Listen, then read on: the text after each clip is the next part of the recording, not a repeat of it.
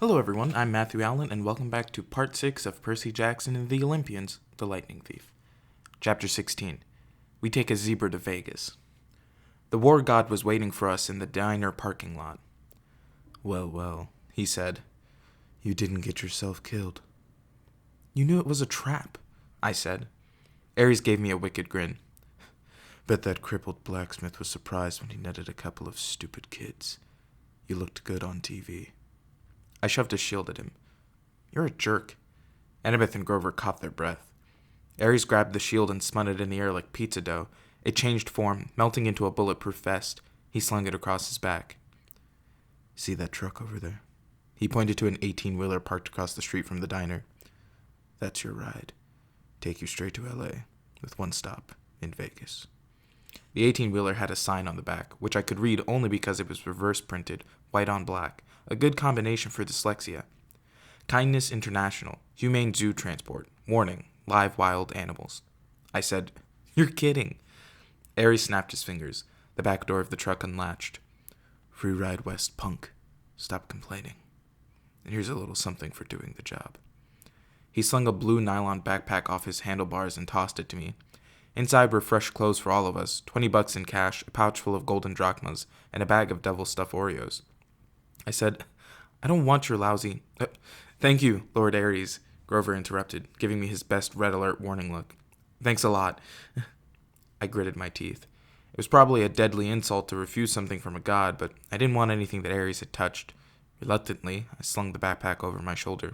I knew my anger was being caused by the war god's presence, but I was still itching to punch him in the nose. He reminded me of every bully I'd ever faced. Nancy Bobofit, Clarice, Smelly Gabe, sarcastic teachers. Every jerk who'd called me stupid in school or laughed at me when I'd gotten expelled. I looked back at the diner, which had only a couple of customers now. The waitress who'd served us dinner was watching nervously out the window, like she was afraid Ares might hurt us. She dragged the fry cook out from the kitchen to see. She said something to him. He nodded, held up a little disposable camera, and snapped a picture of us. Great, I thought. We'll make the papers again tomorrow. I imagined the headline. 12-year-old outlaw beats up defenseless biker. You owe me one more thing, I told Ares, trying to keep my voice level. You promised me information about my mother. You sure you can handle the news? He kick-started his motorcycle. She's not dead. The ground seemed to spin beneath me. What do you mean? I mean, she was taken away from the Minotaur before she could die. She was turned into a shower of gold, right? That's metamorphosis, not death. She's being kept. Kept? Why? You need to study war, punk. Hostages. You take somebody to control somebody else. Nobody's controlling me. He laughed. Oh, yeah. See you around, kid. I balled up my fist. You're pretty smug, Lord Ares, for a guy who runs from Cupid statues. Behind his sunglasses, fire glowed. I felt a hot wind in my hair. We'll meet again, Percy Jackson. Next time you're in a fight, watch your back. He revved his Harley, then roared off down Delancey Street. Annabeth said, That was not smart, Percy. I don't care. You don't want a god as your enemy, especially not that god. Hey, guys, Grover said. I hate to interrupt, but... He pointed toward the diner. At the register, the last two customers were paying their check, two men in identical black coveralls with a white logo on their backs that matched the one on the Kindness International truck. If we're taking the Zoo Express, Grover said, we need to hurry. I didn't like it, but we had no better option. Besides, I'd seen enough of Denver. We ran across the street and climbed in the back of the big rig, closing the doors behind us. The first thing that hit me was the smell. It was like the world's biggest pan of kitty litter. The trailer was dark inside until I uncapped Anaclusmos. The blade cast a faint bronze light over a very sad scene. Sitting in a row of filthy metal cages were three of the most pathetic zoo animals I'd ever beheld. A zebra, a male albino lion, and some weird antelope thing I didn't know the name for. Someone had thrown the lion a sack of turnips, which he obviously didn't want to eat. The zebra and the antelope had each gotten a styrofoam tray of hamburger meat. The zebra's mane was matted with chewing gum, like somebody had been spitting on it in their spare time. The antelope had a stupid silver birthday balloon tied to one of his horns that read, Over the Hill. Apparently nobody had wanted to get close enough to the lion to mess with him, but the poor thing was pacing around on soiled blankets in a space way too small for him, panting from the stuffy heat of the trailer. He had flies buzzing around his pink eyes, and his ribs showed through his white fur. This is kindness? Grover yelled. Humane zoo transport? He probably would have gone right back outside to beat up the truckers with his reed pipes, and I would have helped him. But just then the truck's engine roared to life, the trailer started shaking, and we were forced to sit down or fall down. We huddled in the corner of some mildewed feed sacks, trying to ignore the smell and the heat of the flies. Grover talked to the animals in a series of goat bleats, but they just stared at him sadly. Annabeth was in favor of breaking the cages and freeing them on the spot, but I pointed out it wouldn't do much good until the truck stopped moving. Besides, I had a feeling we might look a lot better to the lion than those turnips. I found a water jug and refilled their bowls, then used Anaklusmos to drag the mismatched food out of their cages. I gave the meat to the lion and the turnips to the zebra and the antelope. Grover calmed the antelope down while Annabeth used her knife to cut the balloon off his horn. She wanted to cut the gum out of the zebra's mane too, but we decided that would be too risky with the truck bumping around. We told Grover to promise the animals we'd help them more in the morning, then we settled in for the night. Grover curled up on a turnip sack. Annabeth opened our bag of double-stuffed Oreos and nibbled on one half-heartedly. I tried to cheer myself up by concentrating on the fact that we were halfway to Los Angeles, halfway to our destination. It was only June 14th. The solstice wasn't until the 21st. We could make it in plenty of time. On the other hand, I had no idea what to expect next. The gods kept toying with me. At least Hephaestus had the decency to be honest about it. He'd put up cameras and advertised me as entertainment. But even when the cameras weren't rolling, I had a feeling my quest was being watched. I was a source of amusement for the gods. Hey, Annabeth said. I'm sorry for freaking out back at the water park, Percy. That's okay. It's just, she shuddered, spiders. Because of the Arachne story? I guessed. She got turned into a spider for challenging your mom to a weaving contest, right? Annabeth nodded. Arachne's children have been taking revenge on the children of Athena ever since. If there's a spider within a mile of me, it'll find me. I hate the creepy little things. Anyway, I owe you. We're a team, remember? I said. Besides, Grover did the fancy flying. I thought he was asleep, but he mumbled from the corner. I was pretty amazing, wasn't I? Annabeth and I laughed. She pulled apart an Oreo, handed me half. In the iris message, did Luke really say nothing? I munched my cookie and thought about how to answer. The conversation via Rainbow had bothered me all evening. Luke said you and he go way back. He also said Grover wouldn't fail this time. Nobody would turn into a pine tree. In the dim bronze light of the sword blade, it was hard to read their expressions. Grover let out a mournful bray. I should have told you the truth from the beginning. His voice trembled. I thought if you knew what a failure I was, you wouldn't want me along. You were the satyr who tried to rescue Thalia, the daughter of Zeus. He nodded glumly. And the other two half-bloods Thalia befriended, the ones who got safely to camp. I looked at Annabeth. That was you and Luke, wasn't it? She put down her Oreo, uneaten. Like you said, Percy, a 7-year-old half-blood wouldn't have made it very far alone. Athena guided me toward help. Thalia was 12, Luke was 14. They'd both run away from home, like me. They were happy to take me with them. They were amazing monster fighters, even without training. We traveled north from Virginia without any real plans, fending off monsters for about 2 weeks before Grover found us. I was supposed to escort Thalia to camp, he said, sniffling. Only Thalia. I had strict orders from Chiron. Don't do anything that would slow down the rescue. We knew Hades was after her, see, but I couldn't just leave Luke and Annabeth by themselves. I thought I could lead all 3 of them to safety. It was my fault the kindly ones caught up with us. I froze. I got scared on the way back to camp and took some wrong turns. If I'd just been a little quicker... Stop it, Annabeth said. No one blames you. Thalia didn't blame you either. She sacrificed herself to save us, he said miserably. Her death was my fault. The Council of Cloven Elders said so. Because you wouldn't leave 2 other half-bloods behind? I said. That's not fair. Percy's right, Annabeth said. I wouldn't be here today if it weren't for you, Grover. Neither would Luke. We don't care what the Council says. Grover kept sniffling in the dark. It's just my luck. I'm the lamest satyr ever, and I find the 2 most powerful half-bloods of the century, Thalia and Percy. You're not lame, Annabeth insisted. You've got more courage than any satyr I've ever met. Name one other who would dare go to the underworld. I bet Percy's really glad you're here right now. She kicked me in the shin. Yeah, I said, which I would have done even without the kick. It's not luck that you found Thalia and me, Grover. You've got the biggest heart of any satyr ever. You're a natural searcher. That's why you'll be the one who finds Pan. I heard a deep, satisfied sigh. I waited for Grover to say something, but his breathing only got heavier. When the sound turned to snoring, I realized he'd fallen asleep.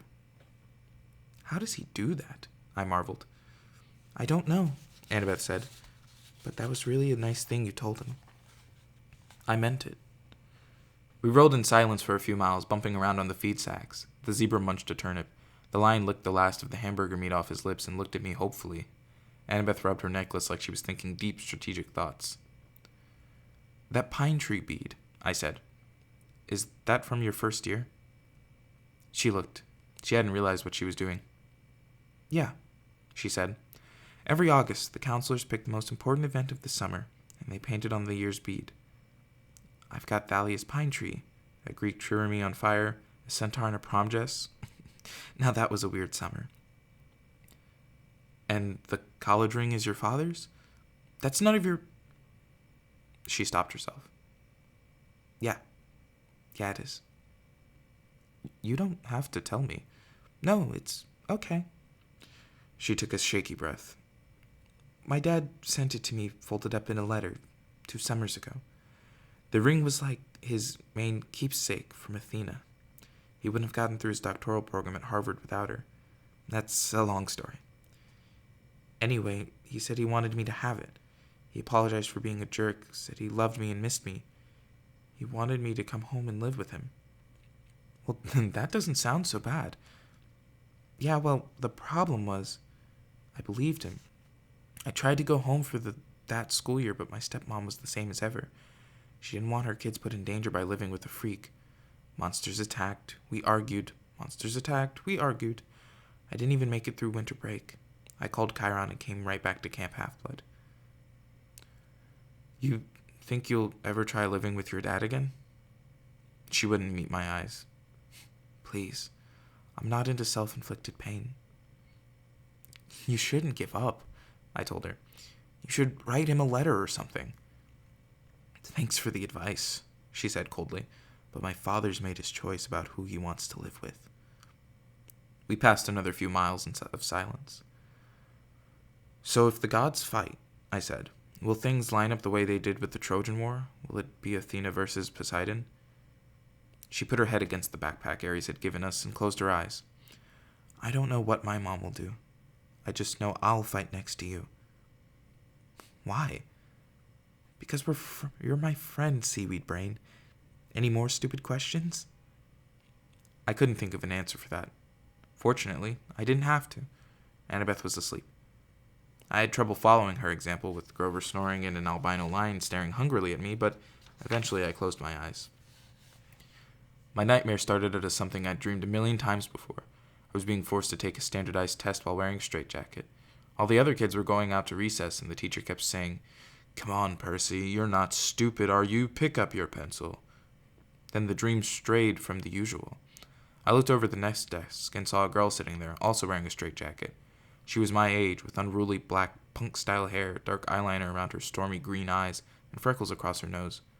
Somehow, I knew who she was. She was Thalia, daughter of Zeus. She struggled against the straitjacket, glared at me in frustration, and snapped. Well, Seaweed Brain, one of us has to get out of here. She's right. My dream self thought. I'm going back to that cavern. I'm going to give Hades a piece of my mind. The straitjacket melted off me. I fell through the classroom floor. The teacher's voice changed until it was cold and evil, echoing from the depths of a great chasm. Percy Jackson, it said. Yes, the exchange went well, I see. I was back in the dark cavern, spirits of the dead drifting around me. Unseen in the pit, the monstrous thing was speaking, but this time it wasn't addressing me. The numbing power of its voice seemed directed somewhere else. And he suspects nothing, it asked. Another voice, one I almost recognized, answered at my shoulder. Nothing, my lord. He is as ignorant as the rest. I looked over, but no one was there. The speaker was invisible. Deception upon deception, The thing in the pit mused aloud. Excellent. Truly, my lord, said the voice next to me, you are well named the Crooked One. But was it really necessary? I could have brought you what I stole directly. You, the monster said in scorn. You have already shown your limits. You would have failed me completely had I not intervened. But, my lord... Peace, little servant. Our 6 months have brought us much. Zeus's anger has grown. Poseidon has played his most desperate card. Now we shall use it against him. Shortly you shall have the reward you wish, and your revenge, as soon as both items are delivered into my hands. But wait, he is here. What? The invisible servant suddenly sounded tense. You summoned him, my lord? No. The full force of the monster's attention was now pouring over me, freezing me in place. Blast his father's blood. He is too changeable, too unpredictable. The boy brought himself hither. Impossible, the servant cried. For a weakling such as you, perhaps. The voice snarled. Then its cold power turned back on me. So, you wish to dream of your quest, young half-blood? Then I will oblige. The scene changed.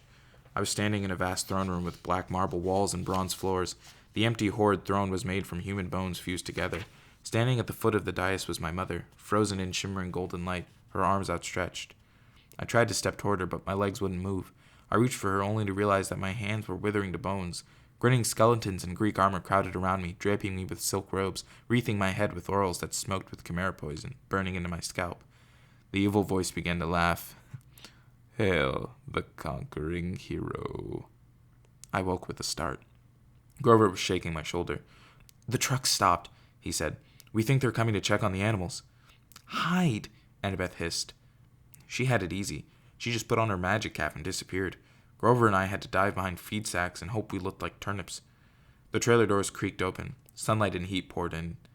Man, one of the truckers said, waving his hand in front of his ugly nose. I wish I hauled appliances. He climbed inside and poured some water from a jug into the animal's dishes. You hot, big boy? He asked the lion, then splashed the rest of the bucket right in the lion's face. The lion roared in indignation. Yeah, the man said. Next to me, under the turnip sacks, Grover tensed. For a peace-loving herbivore, he looked downright murderous. The trucker threw the antelope a squash-looking Happy Meal bag. He smirked at the zebra. How you doing, Stripes? At least we'll be getting rid of you this stop. You like magic shows. You're gonna love this one. They're gonna saw you in half. The zebra, wild-eyed with fear, looked straight at me. There was no sound, but as clear as day I heard it say, Free me, Lord, please. I was too stunned to react. There was a loud knock, knock, knock on the side of the trailer. The trucker inside with us yelled, What do you want, Eddie? A voice outside, it must have been Eddie's, shouted back, Maurice, what'd you say? What are you banging for? Knock, knock, knock. Outside, Eddie yelled, What's banging? Our guy Maurice rolled his eyes and went back outside, cursing at Eddie for being an idiot. A second later, Annabeth appeared next to me. She must have done the banging to get Maurice out of the trailer. She said, This transport business can't be legal.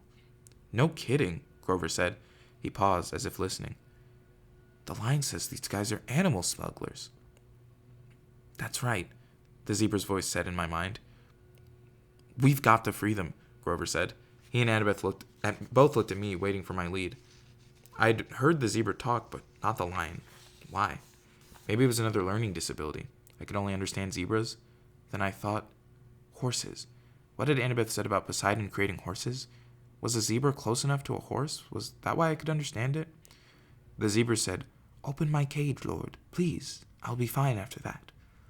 Outside, Eddie and Maurice were still yelling at each other, but I knew they'd be coming inside to torment the animals again any minute. I grabbed Riptide and slashed the lock off the zebra's cage. The zebra burst out. It turned to me and bowed. Thank you, Lord. Grover held up his hands and said something to the zebra in goat talk, like a blessing. Just as Maurice was poking his head back inside to check out the noise, the zebra leaped over him and onto the street. There was yelling and screaming and cars honking. We rushed to the doors of the trailer in time to see the zebra galloping down a wide boulevard lined with hotels and casinos and neon signs. We'd just released a zebra in Las Vegas. Maurice and Eddie ran after it, with a few policemen running after them, shouting, Hey, you need a permit for that. Now would be a good time to leave, Annabeth said. The other animals first, Grover said.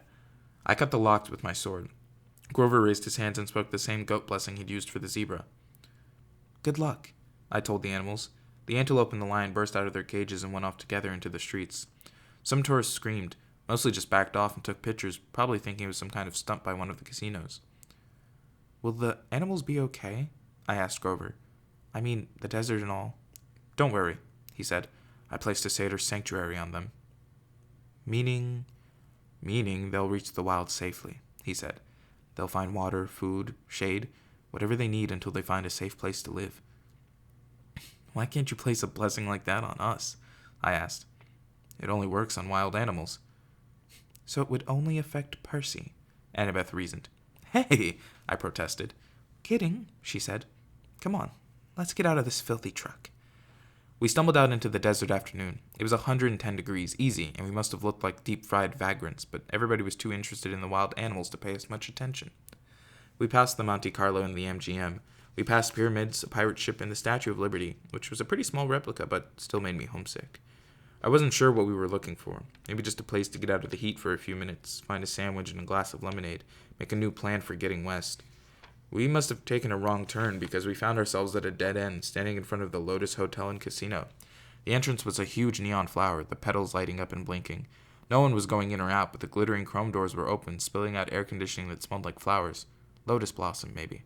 I'd never smelled one, so I wasn't sure. The doorman smiled at us. Hey, kids, you look tired. You want to come in and sit down? I'd learned to be suspicious the last week or so I figured anybody might be a monster or a god. You just couldn't tell. But this guy was normal. One look at him and I could see. Besides, I was so relieved to hear somebody who sounded sympathetic that I nodded and said we'd love to come in. Inside, we took one look around, and Grover said, Whoa. The whole lobby was a giant game room. And I'm not talking about cheesy old Pac-Man games or slot machines. There was an indoor water slide snaking around the glass elevator, which went straight up at least 40 floors. There was a climbing wall on the side of one building and an indoor bungee jumping bridge. There were virtual reality suits with working laser guns and hundreds of video games, each one the size of a widescreen TV. Basically, you name it, this place had it. There were a few other kids playing, but not that many. No waiting for any of the games. There were waitresses and snack bars all around, serving every kind of food you can imagine. Hey, a bellhop said. At least, I guessed he was a bellhop. He wore a white and yellow Hawaiian shirt with Lotus design shorts and flip-flops. Welcome to the Lotus Casino. Here's your room key. I stammered. But... No, he said, laughing. The bill's taken care of. No extra charges, no tips. Just go on up to the top floor, room 4001. If you need anything, like extra bubbles for the hot tub or skeet targets for the shooting range or whatever, just call the front desk. Here are your Lotus cash cards. They work in the restaurants and on all the games and rides. He handed us each a green plastic credit card. I knew there must be some mistake. Obviously, he thought we were some millionaire's kids, but I took the card and said, How much is on here? His eyebrows knit together. What do you mean? I mean, when does it run out of cash? He laughed. Oh, you're making a joke. Hey, that's cool. Enjoy your stay. We took the elevator upstairs and checked out our room. It was a suite with 3 separate bedrooms and a bar stocked with candy, sodas, and chips. A hotline to room service, fluffy towels and water beds with fabulous pillows, a big screen television with satellite and high-speed internet. The balcony had its own hot tub, and sure enough, there was a skeet shooting machine and a shotgun, so you could launch clay pigeons right out over the Las Vegas skyline and plug them with your gun. I didn't see how that could be legal, but I thought it was pretty cool. The view over the strip and the desert was amazing, though I doubted we'd ever find time to look at the view with a room like this. Oh, goodness, Annabeth said. This place is sweet, Grover said. Absolutely sweet. There were clothes in the closet, and they fit me. I frowned, thinking that this was a little strange. I threw Aries' backpack in the trash can. Wouldn't need that anymore. When we left, I could just charge a new one to the hotel store. I took a shower, which felt awesome after a week of grimy travel. I changed clothes, ate a bag of chips, drank 3 Cokes, and came out feeling better than I had in a long time. In the back of my mind, some small problem kept nagging me. I'd had a dream or something. I needed to talk to my friends, but I was sure it could wait. I came out of the bedroom and found that Annabeth and Grover had also showered and changed clothes. Grover was eating potato chips to his heart's content, while Annabeth cranked up the National Geographic channel. All those stations, I told her, and you turn on National Geographic? Are you insane? It's interesting. I feel good, Grover said. I love this place. Without his even realizing it, the wings sprouted out of his shoes and lifted him a foot off the ground, then back down again. So what now? Annabeth said. Sleep? Grover and I looked at each other and grinned. We both held up our green plastic Lotus cash cards. Playtime, I said. I couldn't remember the last time I had so much fun. I came from a relatively poor family. Our idea of a splurge was eating out at Burger King and renting a video. A 5-star Vegas hotel? Forget it. I bungee jumped the lobby 5 or 6 times, did the water slide, snowboarded the artificial ski slope, and played virtual reality laser tag and FBI sharpshooter. I saw Grover a few times going from game to game. He really liked the reverse hunter thing, where the deer go out and shoot the rednecks. I saw Annabeth playing trivia games and other brainiac stuff. They had this huge 3D sim game where you build your own city and you could actually see the holographic buildings rise on the display board. I didn't think much of it, but Annabeth loved it. I'm not sure when I first realized something was wrong. Probably it was when I noticed the guy standing next to me at VR Sharpshooters. He was about 13, I guess, but his clothes were weird. I thought he was some Elvis impersonator's son. He wore bell-bottom jeans and a red t-shirt with black piping, and his hair was permed and gelled like a New Jersey girl's on homecoming night. We played a game of sharpshooters together, and he said, "Groovy, man. Been here 2 weeks, and the games keep getting better and better." Groovy? Later, while we were talking, I said something was sick, and he looked at me kind of startled, as if he'd never heard the word used that way before. He said his name was Darn, but as soon as I started asking questions, he got bored with me and started to go back to the computer screen. I said, "Hey, Darn." "What?" "What year is it?" He frowned at me. "In the game?" "No. In real life." He had to think about it. 1997. 1977. I'm so sorry. No, I said, getting a little scared. Really? Hey man, bad vibes. I got a game happening. After that, he totally ignored me. I started talking to people, and I found it wasn't easy. They were glued to the TV screen or the video game or their food or whatever. Found a guy who told me it was 1985. Another guy told me it was 1993. They all claimed they hadn't been in here very long. A few days, a few weeks at most. They didn't really know, and they didn't care. Then it occurred to me. How long had I been here? It seemed like only a couple of hours, but was it? I tried to remember why we were here. We were going to Los Angeles. We were supposed to find the entrance to the underworld. My mother. For a scary second, I had trouble remembering her name. Sally. Sally Jackson. I had to find her. I had to stop 80s from causing World War III. I found Annabeth still building her city. Come on, I told her. We've got to get out of here. No response. I shook her. Annabeth. She looked up, annoyed. What? We need to leave. Leave? What are you talking about? I just got the towers. This place is a trap. She didn't respond until I shook her again. What? Listen, the underworld, our quest. Oh, come on, Percy. Just a few more minutes. Annabeth, there are people here from 1977. Kids who have never aged. You check in and you stay forever. So, she asked, can you imagine a better place? I grabbed her wrist and yanked her away from the game. Hey! She screamed and hit me, but nobody else even bothered looking at us. They were too busy. I made her look directly in my eyes. I said, spiders. Large, hairy spiders. That jarred her. Her vision cleared.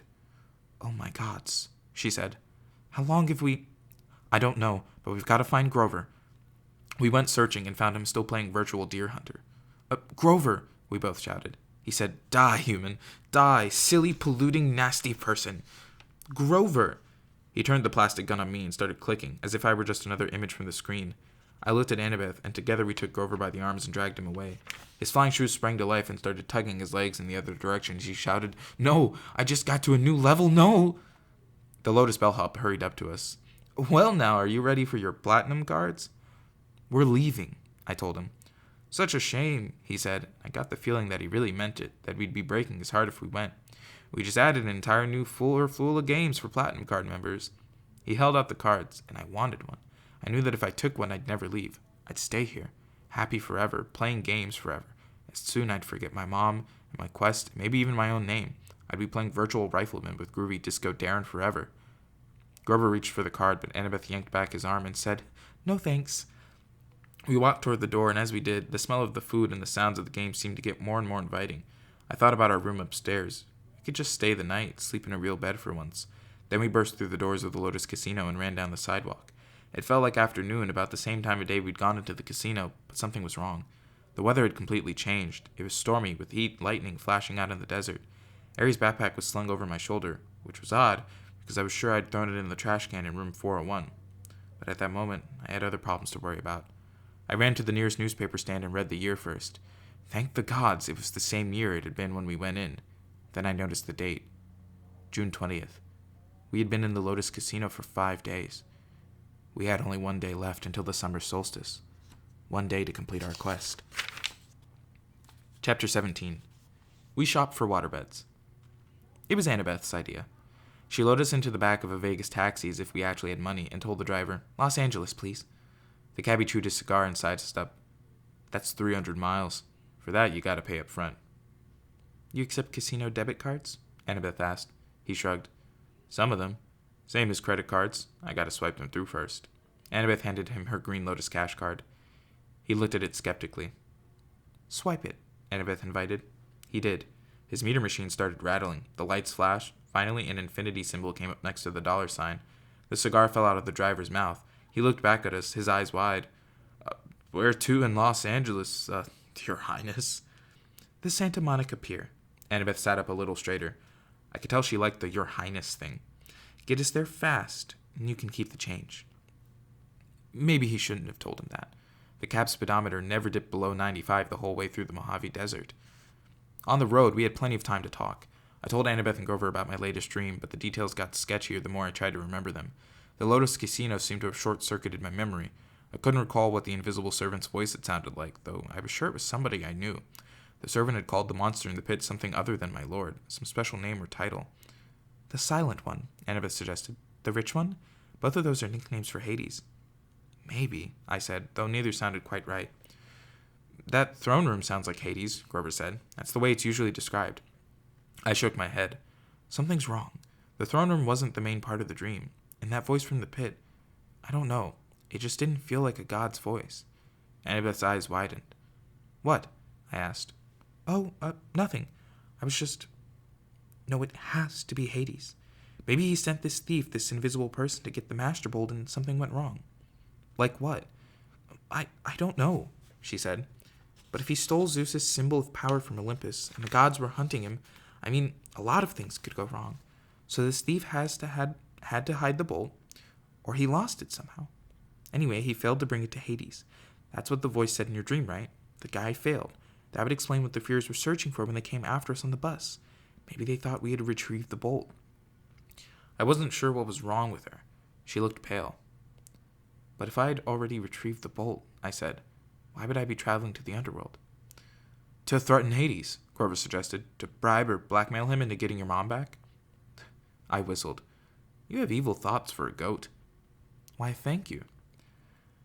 "But the thing in the pit said it was waiting for 2 items," I said. "If the Master Bolt is one, what's the other?" Grover shook his head, clearly mystified. Annabeth was looking at me as if she knew my next question and was silently willing me not to ask it. "You have an idea what might be in that pit, don't you?" I asked her. "I mean, if it isn't Hades." "Percy, let's not talk about it. Because if it isn't Hades... No, it has to be Hades." Wasteland rolled by. We passed a sign that said California State Line, 12 miles. I got the feeling I was missing one simple, critical piece of information. It was like when I stared at a common word I should know, but I couldn't make sense of it because one of 2 letters were floating around. The more I thought about my quest, the more I was sure that confronting Hades wasn't the real answer. There was something else going on, something even more dangerous. The problem was, we were hurtling toward the underworld at 95 miles an hour, betting that Hades had the Master Bolt. If we got there and found out we were wrong, we wouldn't have time to correct ourselves. The solstice deadline would pass and war would begin. "The answer is in the underworld," Annabeth assured me. "You saw spirits of the dead, Percy. There's only one place that could be. We're doing the right thing." She tried to boost our morale by suggesting clever strategies for getting into the land of the dead. My heart wasn't in it. There were just too many unknown factors. It was like cramming for a test without knowing the subject, and believe me, I'd done that enough times. The cab sped west. Every gust of wind through Death Valley sounded like a spirit of the dead. Every time the brakes hissed on an 18-wheeler, it reminded me of Echidna's reptilian voice. At sunset, the taxi dropped us at the beach in Santa Monica. It looked exactly the way LA beaches do in the movies, only it smelled worse. There were carnival rides lining the pier, palm trees lining the sidewalks, homeless guys sleeping in the sand dunes, and surfer dudes waiting for the perfect wave. Grover, Annabeth, and I walked down to the edge of the surf. "What now?" Annabeth asked. The Pacific was turning gold in the setting sun. I thought about how long it had been since I'd stood on the beach at Montauk, on the opposite side of the country, looking out a different sea. How could there be a god who could control all that? What did my science teacher used to say? 2/3 of the Earth's surface was covered in water. How could I be the son of someone that powerful? I stepped into the surf. "Percy," Annabeth said, "what are you doing?" I kept walking, up to my waist, then my chest. She called after me, "You know how polluted that water is? There are all kinds of toxic..." That's when my head went under. I held my breath at first. It's difficult to intentionally inhale water. Finally, I couldn't stand it anymore. I gasped. Sure enough, I could breathe normally. I walked down into the shoals. I shouldn't have been able to see through the murk, but somehow I could tell where everything was. I could sense the rolling texture of the bottom. I could make out sand dollar colonies dotting the sandbars. I could even see the currents, warm and cold streams swirling together. I felt something rub against my leg. I looked down and almost shot out of the water like a ballistic missile. Sliding along beside me was a 5-foot-long mako shark. But the thing wasn't attacking. He was nuzzling me, heeling like a dog. Tentatively, I touched its dorsal fin. It bucked a little, as if inviting me to hold tighter. I grabbed the fin with both hands. It took off, pulling me along. The shark carried me down into the darkness. It deposited me at the edge of the ocean proper, where the sandbank dropped off into a huge chasm. It was like standing on the rim of the Grand Canyon at midnight, not being able to see much, but knowing the void was right there. The surface shimmered maybe 150 feet above. I knew I should have been crushed by the pressure. Then again, I shouldn't have been able to breathe. I wondered if there was a limit to how deep I could go, if I could sink straight to the bottom of the Pacific. Then I saw something glimmering in the darkness, below, growing bigger and brighter as it rose toward me. A woman's voice, like my mother's, called, "Percy Jackson." As she got closer, her shape became clearer. She had flowing black hair, a dress made of green silk. Light flickered around her, and her eyes were so distractingly beautiful I hardly noticed the stallion-sized seahorse she was riding. She dismounted. The seahorse and the mako shark whisked off and started playing something that looked like tag. The underwater lady smiled at me. "You've come far, Percy Jackson. Well done." I wasn't quite sure what to do, so I bowed. "You're the woman who spoke to me in the Mississippi River." "Yes, child. I am a Nereid, a spirit of the sea. It was not easy to appear so far upriver, but the Naiads, my freshwater cousins, helped sustain my life force. They honor Lord Poseidon, though they do not serve in his court." "And you serve in Poseidon's court?" She nodded. "It has been many years since a child of the sea god has been born. We have watched you with great interest." Suddenly I remembered faces in the waves off Montauk Beach when I was a little boy, reflections of smiling women. Like so many of the weird things in my life, I'd never given it much thought before. "If my father's so interested in me," I said, "why isn't he here? Why doesn't he speak to me?" A cold current rose out of the depths. "Do not judge the Lord of the Sea too harshly," the Nereid told me. "He stands at the brink of an unwanted war. He has much to occupy his time. Besides, he is forbidden to help you directly. The gods may not show such favoritism." "Even to their own children?" "Especially to them. The gods can work by indirect influence only. That is why I give you a warning and a gift." She held out her hand. 3 white pearls flashed in her palm. "I know you journey to Hades' realm," she said. "Few mortals have ever done this and survived. Orpheus, who had great music skill. Hercules, who had great strength. Houdini, who could escape even the depths of Tartarus. Do you have those talents?" No, ma'am." "Ah, but you have something else, Percy. You have gifts you have only begun to know. The oracles have foretold a great and terrible future for you, should you survive to manhood. Poseidon would not have you die before your time. Therefore, take these, and when you are in need, smash a pearl at your feet." "What will happen?" "That," she said, "depends on the need. But remember, what belongs to the sea will always return to the sea." "What about the warning?" Her eyes flickered with green light. "Go with what your heart tells you, or you will lose all. Hades feeds on doubt and hopelessness. He will trick you if he can, make you mistrust your own judgment. Once you are in his realm, he will never willingly let you leave.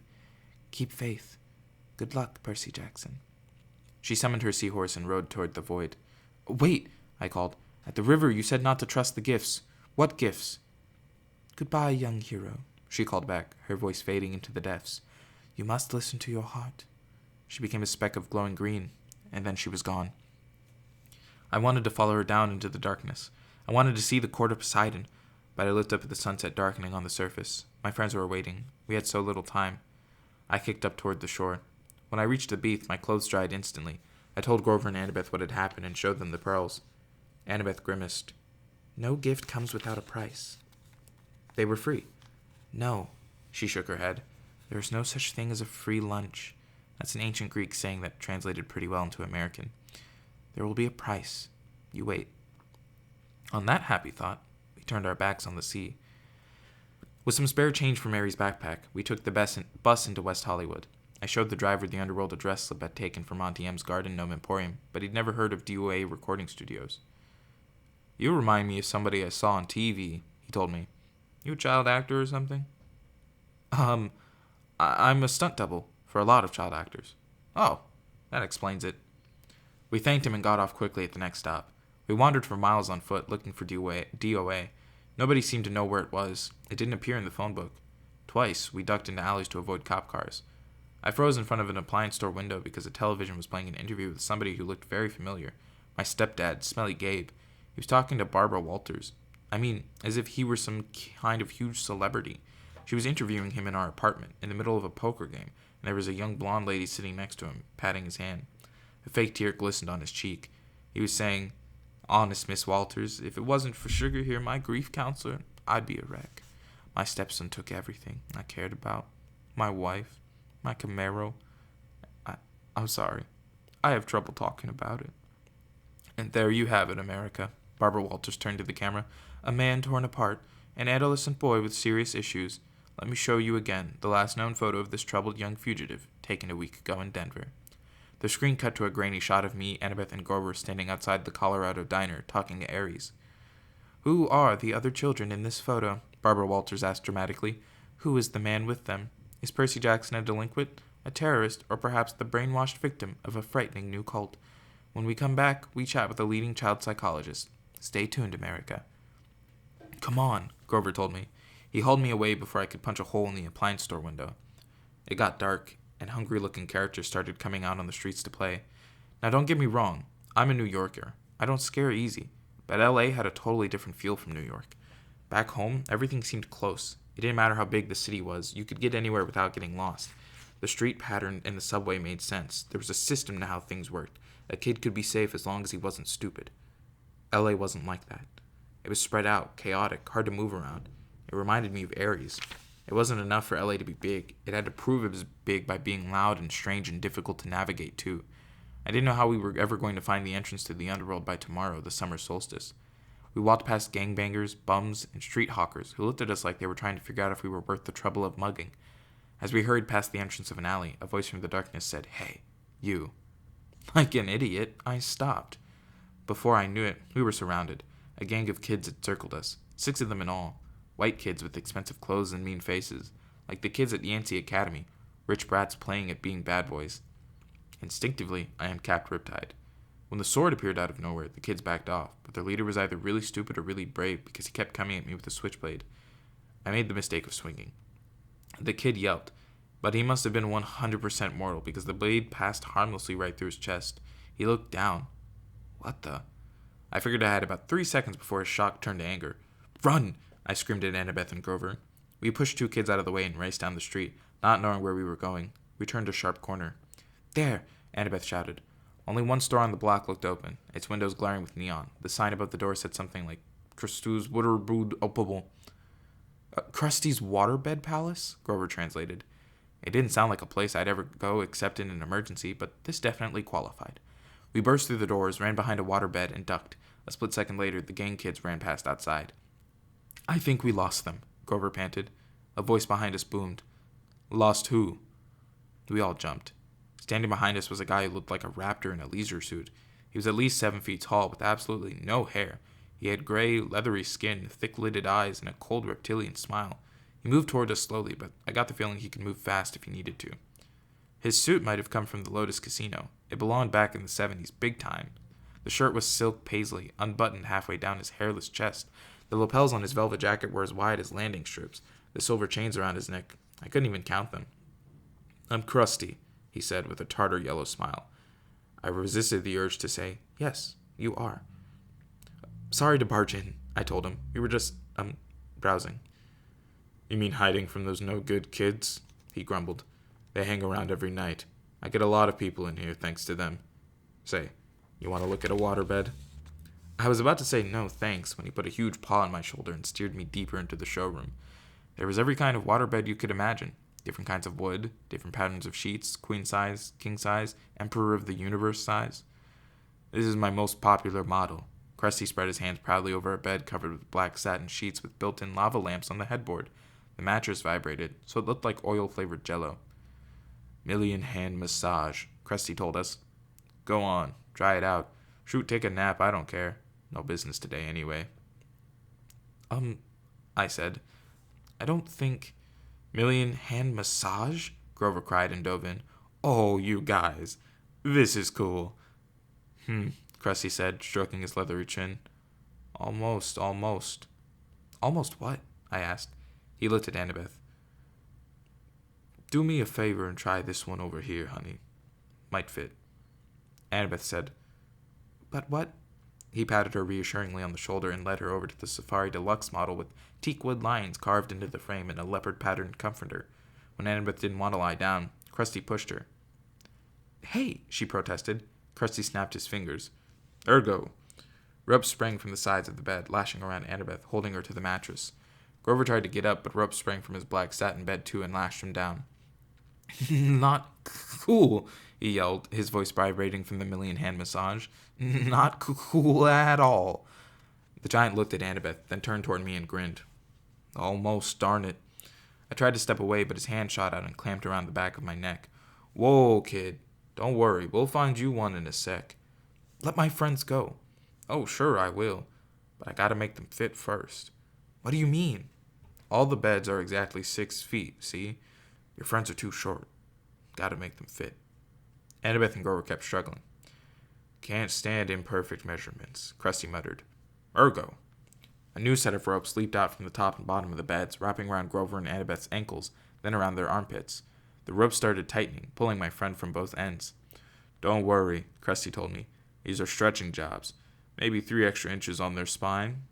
They might even live. Now why don't we find a bed like you like, huh? Percy! Grover yelled. My mind was racing. I knew I couldn't take on this giant waterbed salesman alone. He would snap my neck before I even got my sword out. Your real name's not Krusty, is it? I asked. Legally, it's Procrustes, he admitted. The stretcher, I said. I remembered the story. The giant who tried to kill Theseus with excess hospitality on his way to Athens. Yeah, the salesman said. But who can pronounce Procrustes? Bad for business. Now, Krusty, anybody can say that. You're right. It's got a good ring to it.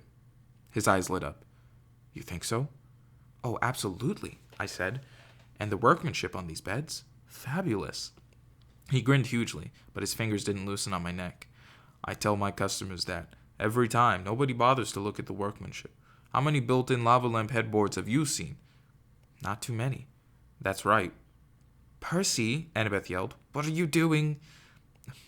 Don't mind her, I told Procrustes. She's impossible. The giant laughed. All my customers are. Never 6 feet exactly, so inconsiderate. And then they complain about the fitting. What do you do if they're longer than 6 feet? Oh, that happens all the time. It's a simple fix. He let go of my neck, but before I could react, he reached behind a nearby sales desk and brought out a huge double-bladed brass axe.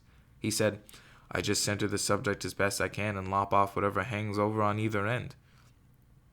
Ah, I said, swallowing hard. Sensible. I'm so glad to come across an intelligent customer. The ropes were really stretching my friends now. Annabeth was turning pale.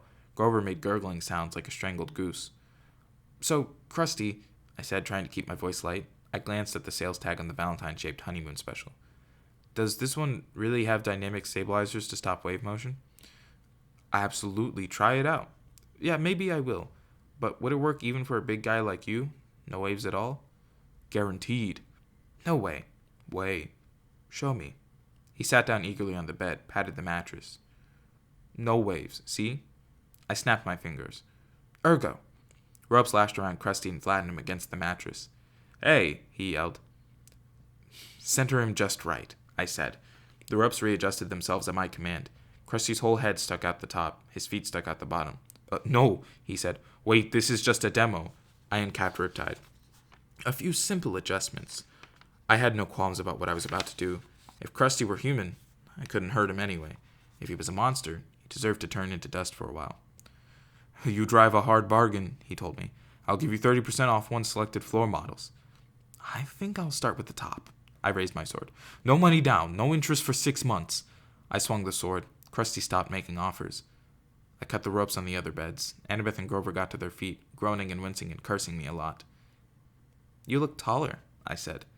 Very funny, Annabeth said. Be faster next time. I looked at the bulletin board behind Krusty's sales desk. There was an advertisement for Hermes delivery service and another for the all-new compendium of LA area monsters. The only monstrous yellow pages you'll ever need. Under that, a bright orange flyer for DOA recording studios, offering commissions for heroes' souls. We're always looking for new talent. DOA's address was right underneath with a map. Come on, I told my friends. Give us a minute, Grover complained. We were almost stretched to death. Then you're ready for the underworld, I said. It's only a block from here.